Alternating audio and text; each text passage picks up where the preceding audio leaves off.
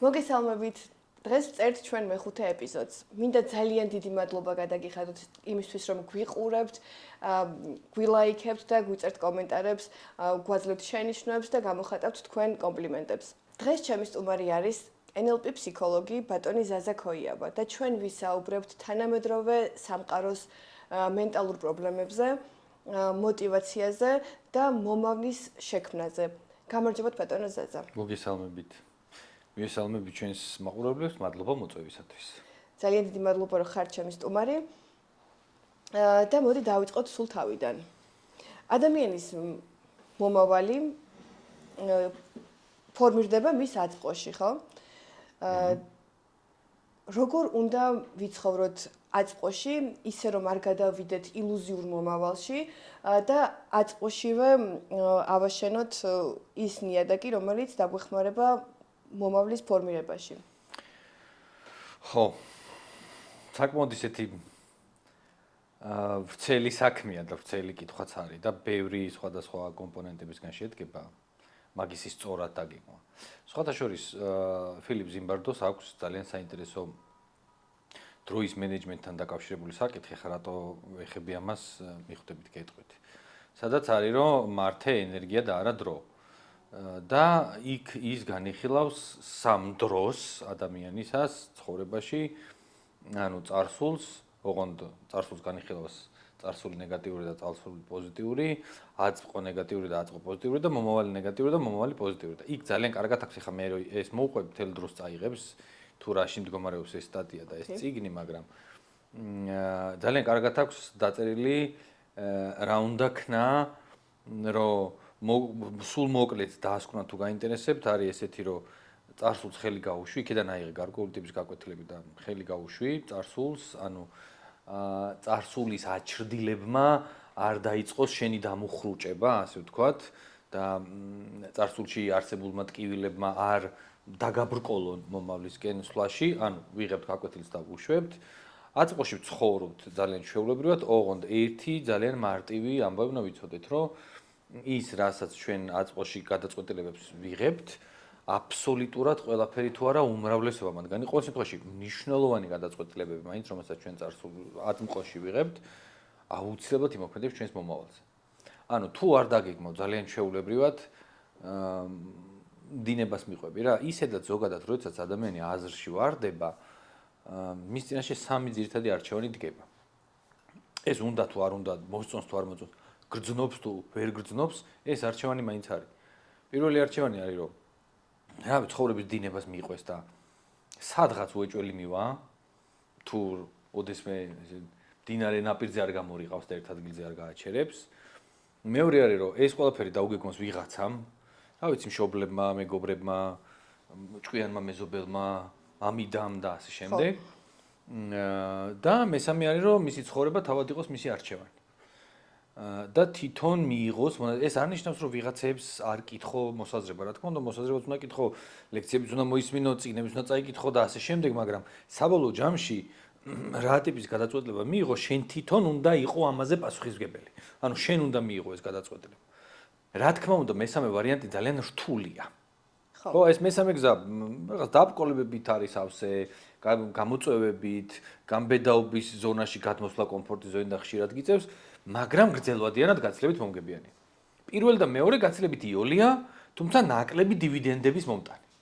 პირველი იოლია, იმიტომ რომ იქ არაფრის გაკეთება არ გიწევს, უბრალოდ ცხოვრების დინებას მიყვები და როგორც წესი ცუდია ხოლმე და მე წუწუნებ ცხოვრებაზე და ვიღაცებს რაღაცებს აბრალებ. მეორეს შემთხვევაში შენ არ გიჭევს გადაწყვეტილებების მიღება, შენს მაგივრად ვიღაცა სხვები იღებენ გადაწყვეტილებებს და თუ ცუდი აღმოჩნდა იმ სხვებს დააბრალებ, ხო? და მესამე შემთხვევაში არის მხოლოდ და მხოლოდ საკუთარი თავის პასუხისმგებლობა. ანუ როდესაც შენი ცხოვრება არის შენი არჩევანი.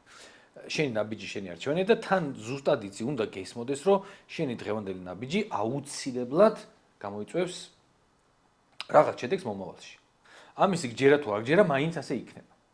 ოღონდ აქაც არ უნდა გადავარდეთ ადამიანები მეორე უკიდურესობაში, ისევ ზიმბარდოს რო დაუბრუნდეთ, რომ აწმყოში საერთოდ არ იცხოვრო, საერთოდ არ ისიამოვნო, მეგობრები არ ნახო, შვილი არ გაასეირნო, კლუბში არ წახვიდე და ასე შემდეგ და უბრალოდ მუდმივად ეს workaholic ტიპი იყო და მუდმივად იმუშაო და მუდმივად დოვლათი აგროვო მომავალზე ორიენტირებისთვის და ეს მომავალი აღარასოდეს აღარ დგება იმდენს მუშაობ. ვორკოჰოლიკობაც ხო არის ერთგვარი ტრამვა არის, რომელიც ადამიანს მოყვება, ანუ სამსახურ დამოკიდებული, უბრალოდ განსხვავება იმაშია, რომ რახან სამსახურიდან ფული მოზდის სახში, ეს ამას პრობლემად ვერ აღიქვამენ და რეალურად ადამიანებს ხშირად ემართებათ burnout-ი, ეგრეთ წოდებული გადაწვა სამსახურიდან გამომდინარე და ამაზეც ვისაუბროთ, იმიტომ რომ ჩვენ ვიცნობთ დღევანდელ საზოგადოებაში ადამიანებს, რომლებიც ამ მოტივაციას არიან ძალიან აყოლილები, სულ მუშაობენ და ამით თითქოს კაიფობენ ასე რომ ვთქვათ, მაგრამ სინამდვილეში ყველაფერი ზედმეტი რაოდენობით ვნებს ჩვენ ორგანიზმს, ხო? კი, ეს ერთ-ერთი მიმართულებაა, სადაც ესენი ადამიანები მუდმივად მომავალზე ორიენტირებული ადამიანები მუდმივად მუშაობენ იმისთვის, რომ იდეაში რაღაცა ნათელი მომავალი ქონდეთ, მაგრამ ამ შემთხვევაში ნათელი მომავალი კი არა. ხო, სიამოვნების გარეშე, აწყოში სიამოვნების მიღების გარეშე, ხო, ეს დოფამინი, სერატონინი, ოქსიტოცინი, ენდორფინი, ესენი ამად გარეშე twins აქვს იმის მოთხოვნება, რომ ესენი მუდმივად ქონდეს და რაღაც ურთიერთობებით გამოიმუშაოს. და სულ მუდმივად მუშა პროცესში ცხადია მაგიტო იწვევს გადაწვას, იმიტომ რომ ბალანსი არ არის, იმიტომ რომ დასვენება არ ხდება, იმიტომ რომ აღდგენა არ ხდება. თუმცა ასევე გვაქვს მეორე უკიდურესობაც, რომელიც დღევანდელი დღით ცხოვრობს. ხოხდით, ესენი ორივე თანაბარი შხამია რა. დღევანდელი დღით ცხოვრობს, მე რა ვიცი ხვალ რა იქნება. მოდი დღევანდელი დღით ვისიამოვნო, მოდი დღეს დავხარჯავ იმპულს რაც როგორ მოვიყვანოთ ყველაფერი ბალანსში. და ამის ირჩევა აქ ესეთი ზიმბარდოს წეღარაც გავიმეორე. ანუ აიღე გაკვეთილები წარსულიდან და გაუშვი.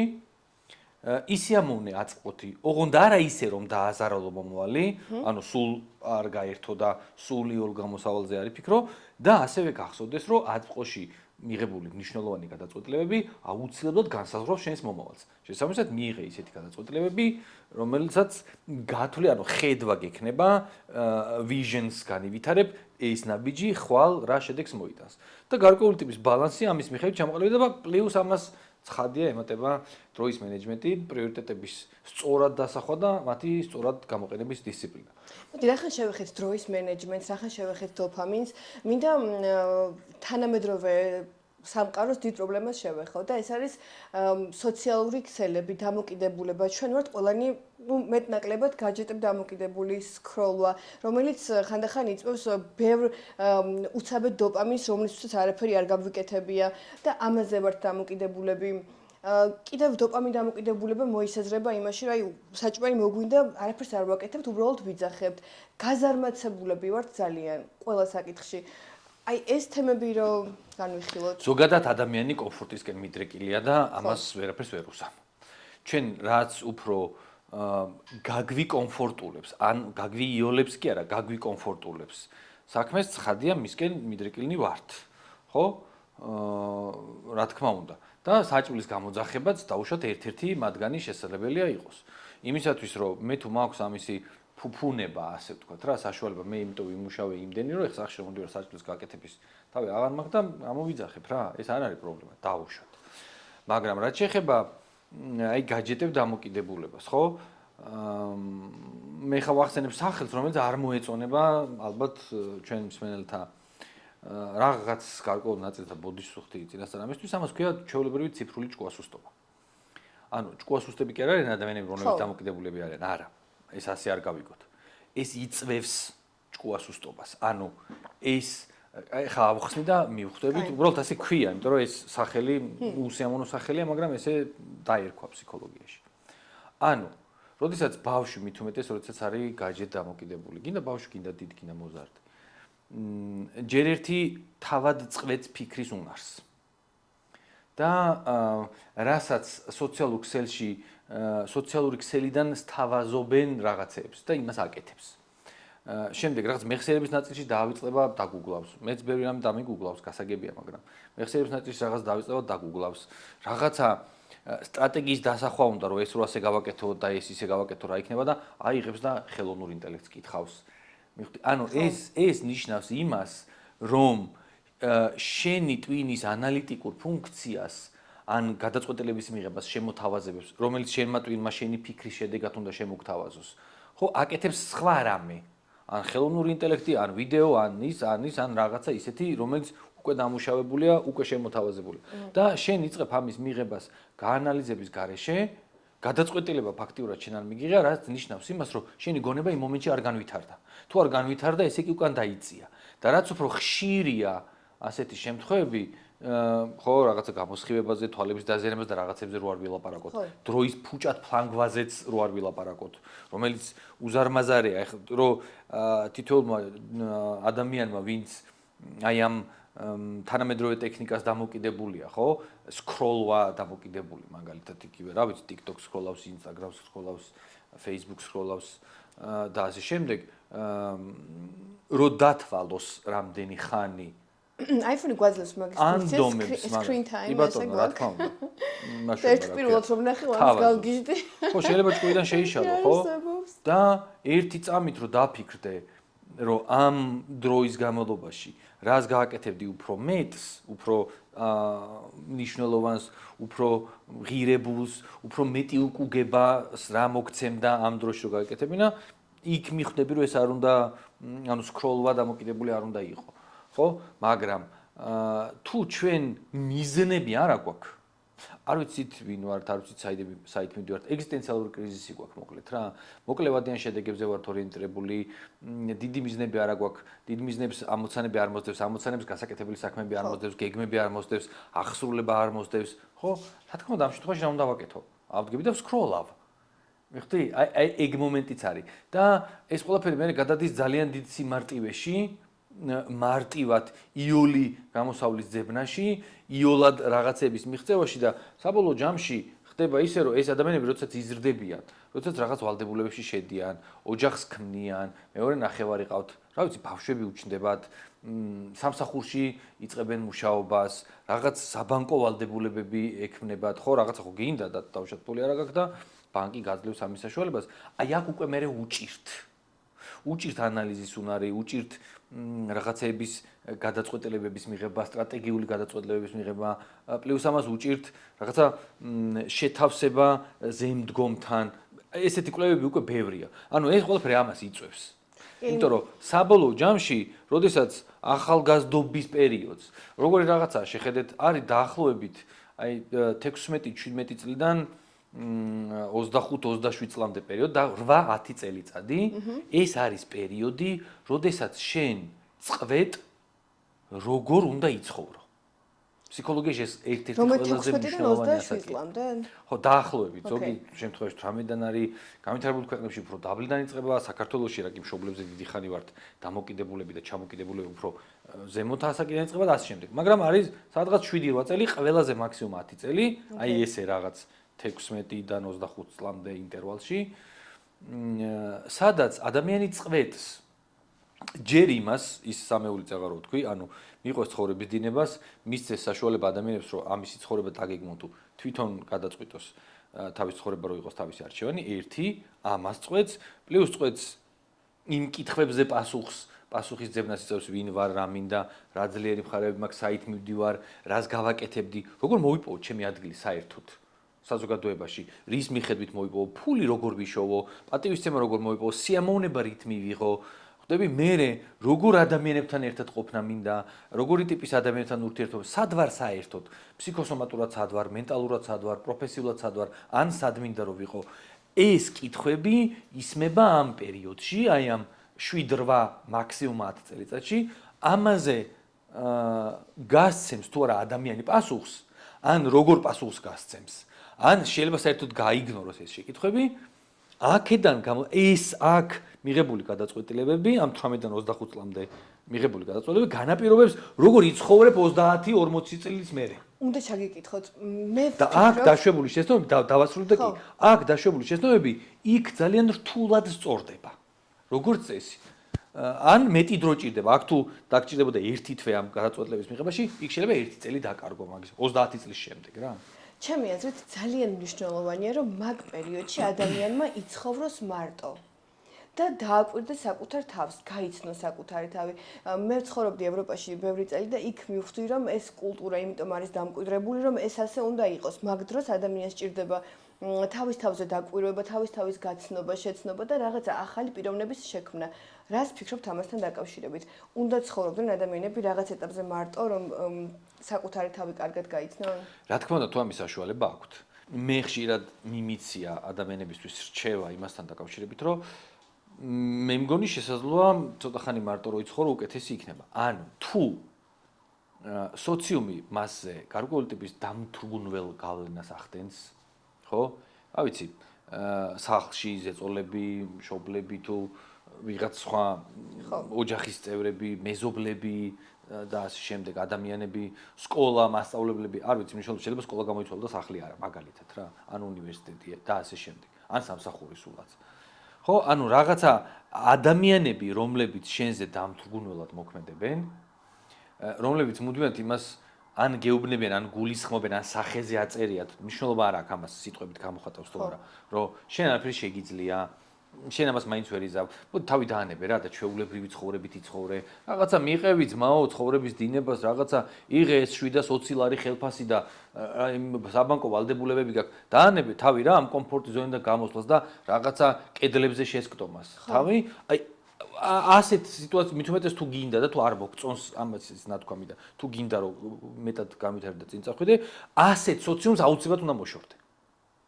სოციუმი ზოგადად ძალიან ხშირად გვაჩეჩებს ხოლმე იმ რაღაცებს, რომელიც თვითონაც შეჩეჩებული აქვს რა და არ იცის რატო აქვს. ხო? თუნდაც პროფესიებს ირჩევენ ადამიანები მაგის გამო და მთელი ცხოვრება არიან უბედურები. პროფესიაც ზუსტად ეგეთ სიტუაციაში ხო რაღაცა ბავშვი აბარებს და დაждდა ბებია, ბაბუა, დედა, მამა, მამიდას და დეიდასაც დაუძახეს და კიდე ორი корпуსის მოშორებით ჭკვიანი მეზობელი ცხოვრობს და იმასაც დაუძახეს. აიგე, ოდესღაც უნივერსიტეტში ნამუშევარ მეზობელს. დაუძახეს და შეიკრიბნენ და უეცრად გადაწყვეტეს მე სად უნდა ჩავაბარო და ხალხო მე სად ვარ მე რატო არ მეკითხებით? მე ამ დროს სადა ვარ, ხო? მიხდი? და ხშირი ასე მიუხედავად იმისა, რომ ამას აკეთებენ იმ მოტივით, რომ მათ უკეთიციან ბავშვს რა უნდა. კი ბატონო, ვიცი რომ იმ მოტივით აკეთებენ, რომ ბავშვს რა უნდა, ბავშვისთვის კარგი უნდათ. მაგრამ ძალიან ხშირად ამას ცუდი შედეგები მოაქვს ხოლმე, იმიტომ რომ კარნახით, როგორც ციფრული დამოკიდებულება ChatGPT-ს რო ვეკითხებით, ხო. რაღაცას, რომელიც ჩვენ თავად ხო, ხელოვნური ინტელექტი, რომელიც ჩვენ თავად შეგვიძლია მოვიფიქროთ, მაგრამ იმას ვეკითხებით და აზროვნებას ვწყვეთ მაგ დროს. ზუსტად ისევე ვწყვეთ აზროვნებას მაგ დროს, როდესაც მშობელი არ გვააზროვნებს და გვეუბნება, რომ შენ ასე უნდა გააკეთო, მე ვიცი უკეთ და შენ ასე უნდა გააკეთო. როგორც მინიმუმ იმიტომ უნდა კითხო, მე მართვის პროცესში, როდესაც კომპანიას მართავ და გადაწყვეტილება ვიცი, როგორიც უნდა მივიღო. საუკეთესო გადაწყვეტილება ყოველ შემთხვევაში იმ მომენტში ჩემი აზრით, იმიტომ რომ ხელმძღვანელი პირი ამავე დროს იმ მომენტში მე ვარ, ხო? თანამშრომელს მაინც ვეკითხები ორი მიზეზით. პირველი, რომ იქნებ მას უკეთესი მოსაზრება გქონდეს, მე რომ მე მზემდგომი ვარ. იქნებ მას უკეთესი მოსაზრება გქონდეს და მეორე, მიეჩვიოს იმას, რომ რასაც ეუბნებიან ის კი არ უნდა გააკეთოს, არამედ უნდა იაზროვნოს კიდეც. და მე ძალიან ხშირად მოსწონთ ეს. მიხვდი და შვილს მით უმეტეს რა. მოდი ვეტყვი ადამიანებს, ვიცი რომ ჩვენ ჯენზიც გვიყურებს, მშობლებიც გვიყურებენ და მინდა გითხრათ რომ მიეცით თავისუფლება თქვენ შვილებს, იმიტომ რომ ისინი თავისუფალი აზროვნებით მიაღწევენ ბევრად უფრო მეტს, ვიდრე ბევრი თქვენგანისგან მოწოდებული და ჩაწოთებული რაღაცა იდეებით. და ჯენზი თქვენც იბრძოლეთ თქვენი თავისუფლებისთვის, აუცილებლად თუ მარტო ცხოვრება მის საშუალება არ გაქვთ, მოიპოვეთ ამის საშუალება, იმიტომ რომ თქვენი განვითარებისთვის ეს არის კრიტიკულად მნიშვნელოვანი. უნდა ჩავხსნათ ადამიანები ჩვენ გარშემო, ვინც გვაჩერებენ, ვინც ჩვენ აზროვნებაში ხელს გვიშლიან და გავაგრძელოთ ჩვენი პირადი თავისუფალი აზროვნებით ცხოვრება. ხო? ოღონდ მან კიდევ ერთი დამატება არის. ძალიან ხშირად კიდევ ერთი უკიდურესობა არის ხოლმე მან და სულ ვეუბნები ამას ჩემ ბავშვებს და ყოველთვის ვეტყვი და გავუმეორებ. ხო. მე თან ძალიან მიყვარს, როდესაც პირველი კურსიდან ვასწავლი. პირველზედაც, მეორეზედაც, მესამეზედაც და მეოთხეზედაც. მე თქვენ შეგარქვით ჯენზის ფსიქოლოგი. ლექტორობის ნაწილშიც რა. ლექტორობა ამიტომ არის ჩემთვის ძალიან სასიამოვნო პროცესი. ნახეთ, მხოლოდ თავისუფლება საკმარისი არ არის. თავისუფლება აუცილებლად უნდა ეფუძნებოდეს, თავისუფლება არ არის საწყისი. საწყისი არის ინფორმაცია და განათლება. ანალიტიკური აზროვნება, ინფორმაცია და ამაზე დაშენებული თავისუფლება არის წარმატების ძალიან დიდი კატალიზატორი. მაგრამ განათლების გარეშე თავისუფლება, როცა მე რასაც მინდა იმას გავაკეთებ თავისუფლება, მე რასაც მინდა იმას ვერ გავაკეთებ, იმიტომ რომ მე შეიძლება მთავრობისგან, კანონებისგან, პოლიციისგან არ ვიყო შეზღუდული, მაგრამ მაქვს მორალური შეზღუდვები, მაქვს საზოგადოებრივი შეზღუდვები, ჩემი შიდა ფსიქიკური კონსტიტუცია და შიდა მორალი, რომელსაც ავითარებს განათლებაც, ანალიზიც, ინტელექტიც, ანუ IQ-ც და ემოციური ინტელექტიც, EQ-ც რა. და ამაზე დაშენებული თავისუფლება არის შემდგომ უკვე ძალიან დიდი წარმატების კატალიზატორი. მხოლოდ თავისუფლება, სტანდარტი ადამიანისთვის, მხოლოდ თავისუფლება, რომელსაც განათლება არ უნდა, განვითარება არ უნდა, ყოველდღიური ცხოვრებით ცხოვრობს და ესე იგი მხოლოდ და მხოლოდ დღევანდელი დღით ცხოვრობს და ხვალინდელზე არ ფიქრობს, ეგოისტურად ფიქრობს, სოციუმთან დაკავშირებით არაფერი არ აინტერესებს, ეს იგივეა, რაც მაიმუნის ხელში ხელყუმბარა. არა, თავისუფლება მომთახვედრია. თავისუფლება არის იყო შენი თავისთვის მოიპოვო სარჩო საბადებელი, გადაიხედო შენი გადასახადები, აიღო სრული პასუხისმგებლობა შენ ცხოვრებაზე და შენ თავზე. თავისუფლება არ არის მარტივი, მაგრამ მარტივი ცხოვრებისგან არ მოდის მაგარი რაღაცეები ცხოვრებაში, ხო და ზუსტად მაგას გულისხმობ. ეს მეორე უკიდურესობა მხოლოდ თავისუფლებაზე, ხო? ანუ ვიშოვო ფული და გადავიხადო გადასახადები თქვი, ხო? წავყვეთ ახლა უკან. ფული იშოვო არა უბრალოდ სამსახურში, არამედ იმაში, რაც მოგწონს. კი ბატონო. რასაც სიამოვნებით გააკეთებ. სიამოვნებით აკეთებ და გამოგდის მარტო ის, რაც შენი ძლიერი მხარეა, ხო? უკან მოუყვე. რაც შენი ძლიერი მხარეა, ეს რო გაიგო, ამისათვის თვითანალიზი უნდა გააკეთო. თვითანალიზი უკვე გულისხმობს განათლებას, განვითარებას, ფსიქოლოგიურ ჩაცნომას, ანუ აქედან იწყება რა და ადის მერე ზემოთამდე. როდესაც ეს ყველაფერი არ გაქვს და მარტო ამბობ, რომ მე თავისუფალი ვარ და კი ბატონო, თავისუფალი ხარ, ნებისმიერ შემთხვევაში დემოკრატიულ ლიბერალურ სამყაროში ვცხოვრობ და თავისუფლები ვართ.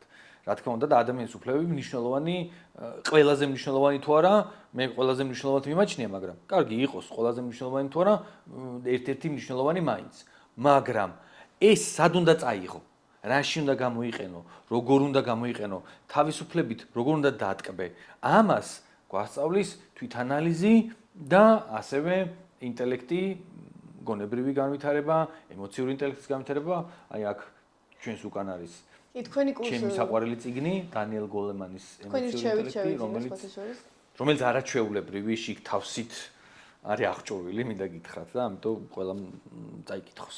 თქვენი აზრით თავისუფლების მოპოვების გზაზე ახალგაზრდა ადამიანმა რა მეთოდებს უნდა მიმართოს, ან რა თვისებები უნდა გააღვიძოს საკუთარ თავში? აი, მე დღეს ვარ 18 წლის გოგო და მინდა რომ ვიცხოვრო თავისუფლად, ასე თუ ისე რაღაც ცოტა შემოსავალი მაქვს და მშობლებისგანაც თავისუფლდები. აი, რა უნდა გავაღვიძოთ ჩემ თავში? ან გოგო ბიჭი რა მნიშვნელობა გაქვს? აი, რა თვისებები უნდა მოვაჩინო? დავიწყოთ იქედან, რომ ეს მარტო ბავშვებზე დამოკიდებული არ არის. სამწუხაროდ.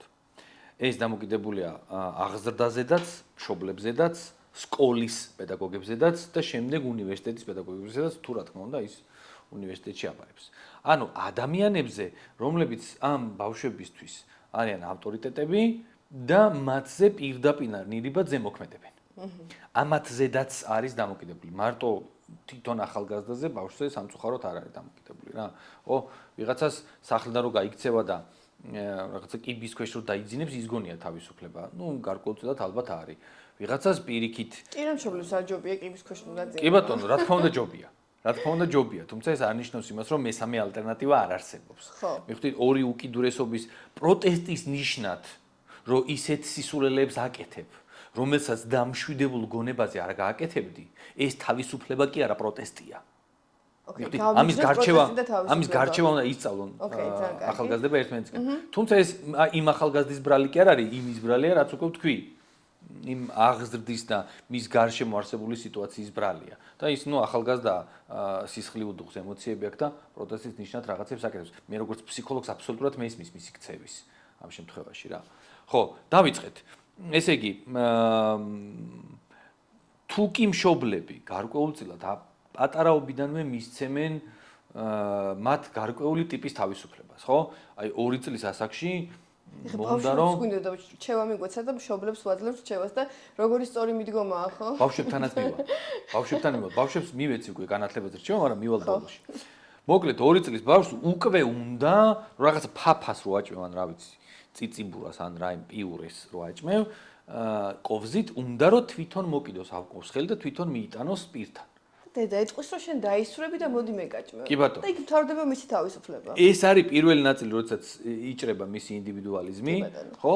რატო? იმიტომ რომ ამას რო ეს მისცე, ხო, იქ მოსვრის რაღაცებს პირსაც პირთან ვერ მიიტანს, ხო, ვერ მიაქვს ორიენტაციის უნარი, ჯერ რთული აქვს, პატარაა, ხო? და ხან ლოყაზე მიიდებს, ხან ცხვირზე, მაგრამ იცოდე რომ როგორც კი პირველ კოვზს მოახვედრებს საკუთარ პირის ღრუში, ეს პირველი გამარჯვებაა, ხვდები და უნდა გიხიგრდეს ამისთვის. შემდეგ რაღაც კიბეებზე ასვლის პროცესი ხელში ყავს და ისე მიყავს, რომ კიბეებზე არ დაეცეს, ხო და ამ დროს ის ითხოვს, რომ ჩამიშვი მეთონ ავალ, ხო? მომეც შუფლება დავეცე. ბინძურია ეს კიბეები.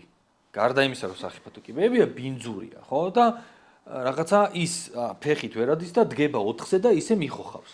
შეეშვი.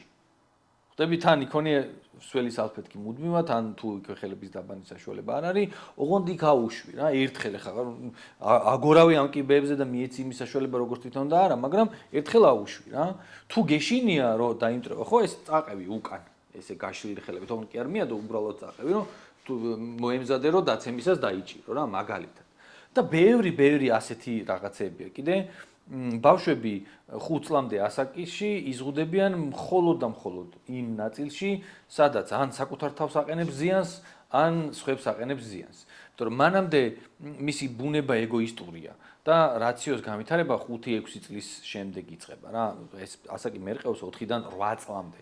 მაგრამ რაციოს განვითარება საშუალოდ 5-6 წლის ასაკიდან იწყება, აქედან უკვე შეიძლება რაღაცების სწავლება მისთვის, რომ საზოგადოებაში ეს სირცხვილია, თუ რაღაცა ეს არ შეიძლება, თუ მიუღებელია და ასე შემდეგ რა, ნელ-ნელა სწავლების პროცესი.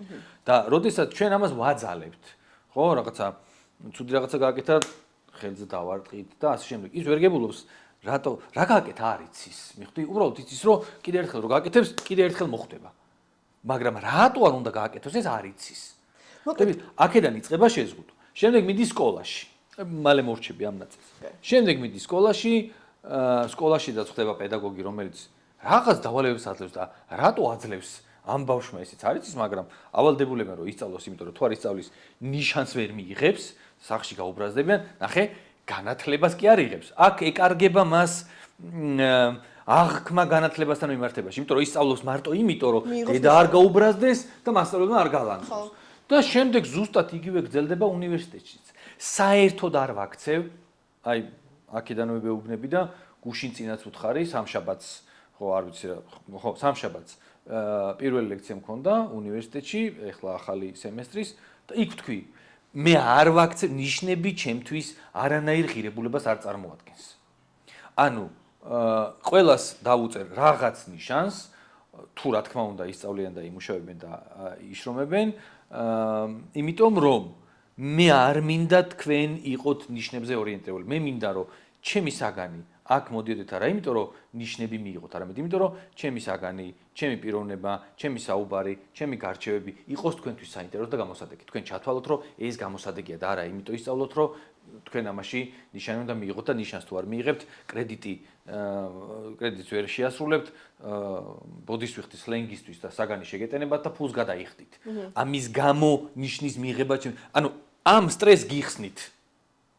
ნიშანს დავწერ, საგანს არავის არ შევტენი, ღვინმე თუ ძალიან ისეთი ნაგლი და უზრდელი არ იქნება და საერთოდ თუ არ გაქრება მთელი სემესტრის განმავლობაში ლექციიდან, ყველას რაღაცას ისეც მივცემ დავალებას, რომ 51 მიიღოს. ამ სტრესს გიხსნით. და ეხლა გადავიდეთ შემდეგ ლეველზე, რომელიც არის საინტერესოობა და გამოსადეგობა ამ მასალის. ოკეი. და იცით რა შეასაქმე? ყოველთვის ყველაზე მეტი ადამიანია აუდიტორიაში. ზუსტად ამის გამო. რას გვირჩევდით სამოტივაციოდ, სამომავლოდ ამ რეალობაში? რა ვქნათ? როცა არ არის мотиваცია, თქვა და არსად, საიდან მივიღოთ, როგორ შევქმნათ ჩვენი პირადი мотиваცია? როგორ ვიპოვოთ ინსპირაცია დეტალებში? ჯერ ერთი ვიჩქაროთ. ოღონდ ვიჩქაროთ ნელა. კარგი. ანუ ისეთი მძაფრი გიჟური კონკურენციის პირობებში, რომელშიდაც რა საუკუნეშიდაც ჩვენ ცხოვრობთ, რა დებილობა ვთქვი. ისეთი მძაფრი გიჟური კონკურენციის პირობებში, რომელშიც ეხლა ჩვენ ცხოვრობთ, ხო? გარშემო სულ შეჯიბრია, სულ რაღაცა ახალი განვითარებებია, ტექნოლოგიები, მენეჯმენტში ახალი წესები, ფსიქოლოგიაში ახალი მასალები, ანუ ძალიან ბევრ რამეში გუშინდელი აღარ ვარგა. გუშინდელს კიდე გამოიყენებ, გუშინწინდელი საერთოდ კაპიკის ფასი აქვს რა. გუშინდელი დღეს კიდე შეიძლება ევარგოს, მაგრამ ხვალ აღარ ივარგებს. ანუ სულ ახალი რაღაცები უნდა ისწავლო, ხო? მაგრამ იმისათვის რომ გაიგო რა ისწავლო, ჯერ რა ინტერესები გაქვს, შენი ძლიერი მხარები რა გაქვს, თვითანალიზი გააკეთო, თვითანალიზის გარეშე გამორიცხულია. შემდეგ დაიწყე ამ მიმართულებით წასვლა, იმისათვის რომ არავიზე და არაფერზე დამოკიდებული არ იყო. თუ შენ ხვალ, აი შენ ხარ ჩემი თანამშრომელი დავუშვათ რა და მე ვარ ხელმძღვანელი პირი.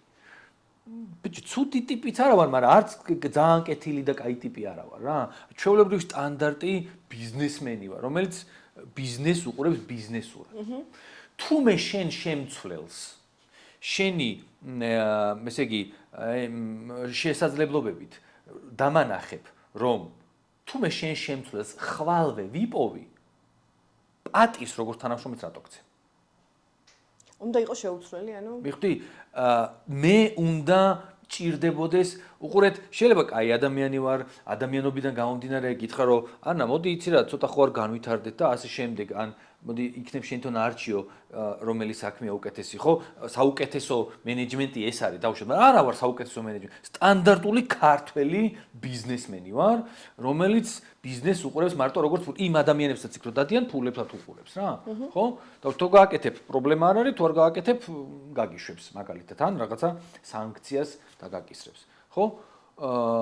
ერთადერთი ამ სიტუაციაში ერთ-ერთი თავის დამკვიდრების გზა გააქვს ის, რომ იყო ძალიან მაგარი რაღაცაში.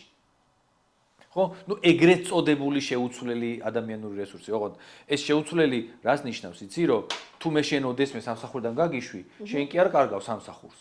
არამედ მე კარგავ შენ, ანუ კომპანია კარგავს შენ. ამას გულისხმობ, თორე ეხლა ჩამნაცვლებელი ვიღაცის ყოველთვის მოიძებნება. აქ მნიშვნელოვანია როგორ ჩაგანაცვლებენ, ხო? და იმისათვის რომ ეს იყო, ანუ ან უნდა დაემორჩილო და არ იწუწუნო, ან უნდა იყო ძალიან მაგარი იმ საქმეში, რომელსაც შენ აარჩევ, რომელშიც პროფესიონალი იქნები. ამისათვის არის საჭირო განათლება. ანუ რეალური თავისუფლების მოპოვება ინტელექტით და განათლებით ხდება. ისე არის, ისე პროტესტია ეს ყველაფერი, ხალხო. მიხვდი, მე რასაც მინდა იმას ვიზამ და შენ ვერაფერს ვერ დამიშლი და ეს ჩემი გამოხატვის თავისუფლება კი ბატონო გამოხატე, საერთოდ არ მაინტერესებს. უბრალოდ დაფიქრდი იმაზე, რომ რეალური თავისუფლება მოაქვს განათლებას. პროსტა წიგნებზე თავის რწმევას კი არა, რაც გაინტერესებს და რაც განათლებას და გამოცდილებას, ხო? ხო, მე უკვე გამოცდილებას ცხადია, მაგრამ გამოცდილებას რაში მიიღებ განათლების მიხედვით თუ არის შოვე სამსახური. ხო? არა, რატო გამოცდილება შეიძლება უბრალოდ მიიღო და მე ისევ რამე სამსახური. და მე რო ეხა ფოლადის გამოწრთობაში გამოცდილება მქონდეს, რაში მარგია? ფოლადის გამომწრთნა გეცოდინება, შემდეგ შეიძლება გახსნა შენი არ სიამოვნებს, არ მომწონს. ნუ თუ არ მოგწონს, ეგ სხვა საქმეა. ამიტომ ვიწყებთ ინტერესებიდან გამომდინარე და ძლიერი მხარებიდან გამომდინარე. მიხვდი? როდესაც ეს გამოცდილება ის არ არის, რაც ჩემი ინტერესია, რაც მინდა. ხო. ეს ვიგულისხმობ. ჩვენი ინტერესები სწორად უნდა შევარჩიოთ. ინტერესების სურვილები, ძლიერი მხარები, ამას თვითანალიზი ჭირდება. მიხვდი? მუდმივად თვითანალიზი. როდესაც ყოველდღიური ცხოვრების ცხოვრობ, სწრაფი ხელოვნური დოპამინით, დოპამინის ხელოვნური პროცესებით იღებ. რა ვიცი, ვიდეოებს ყურებით, სადღაც მუდმივად კლუბში სიარული, მარტო მუდმივად 24 საათი ძმაკაცებთან და ქალებთან ერთად ყოფნით და ასე შემდეგ, ხო? იქ ამისი ადგილი არ რჩება, რაც მე ვთქვი. და ამას ყველაფერს თავისი ადგილი აქვს. მეცაც გეტყვით, თანამედროვე ახალგაზრდობაში სამწუხაროდ ეს ტენდენცია ნელ-ნელა მოძლიერდა. არის რაღაცა მოკლევადიანი სიამოვნებაზე ორიენტირებული ურთიერთობები. ანუ შეიძლება რომ ამაზე ხალხი გადაცემა უნდა ჩავწეროთ აუცილებლად. აი მოკლევადიან სიამოვნებაზე. One night stand-ები გაინტერესებთ ხო? მითხარით დამიწერეთ კომენტარებში. ხო, მარტო ერთი ღამის ურთიერთობას არ გულისხმობ. ზოგადად რაღაცა ადგილი გვაერთიანებს ცოტა ხანი მე და შენ და როდესაც იმ ადგილის ინტერესი აღარ გვაქვს, საერთოდ აღარც მახსოვ ხარ. არა და გუშინ მეგობარს გეძახდი და როგორ შეიძლება მეგობრული ღირებულებები ესე უეცრად ერთ დღეში გააქრეს მაგალითად. ხო? ამიტომ მოკლევადიანი სიამოვნებაზე ორიენტირებული ურთიერთობები, სარგებელზე ორიენტირებული ურთიერთობები, რომელიც სულაც არ გულისხმობს მაინც და მაინც ჰორმონალურ ურთიერთობებს. ისედაც მეგობრულ ატმოსფეროში რაღაცა მაგ გინაწილებს, შენ რაღაცა გაკ მინაწილებ, მაგრამ რაღაცა ადგილი გვაერთიანებს და ეს ადგილი თუ აღარ იქნება, მე საერთოდ აღარ გვახსოვს ერთმანეთი. არა და გუშინ როგორ შეუძლიათ მეგობრების დაძახება, ეს არის საინტერესო. ხო. ხვდები, ნიშნავს რომ მეგობრული ღირებულებები არ იციან რა არის, ესე იგი. მოკლედ, რჩება ჯენზის ბატონი ზაზა ქოიავასგან თანამედროვე ტექნოლოგიურ სამყაროში, როგორ ვიპოვოთ ბალანსი ხელოვნურ ინტელექტს, სოციალურ მედიას და ჩვენ ნამდვილ ცხოვრებას შორის. რამდენიმე უბრალოდ რჩევა რომ მივცეთ ჯენზის. პირველი, რასაც ჯერ უფროსებს ურჩევდი ჯენზისთან მიმართებაში, არის ის, რომ შეეშვით თანამედროვე პროგრესულად მოაზროვნე თავისუფლების მოყარე თაობის ძველი მეთოდებით მართვას. ეს ან მათზე ზეწოლის მოხდენის მცდელობას. ეს არ მუშაობს და მათში მხოლოდ და მხოლოდ პროტესტს იწვევს. ეხლა რაც შეეხება თავად ახალგაზრდა თაობას რა.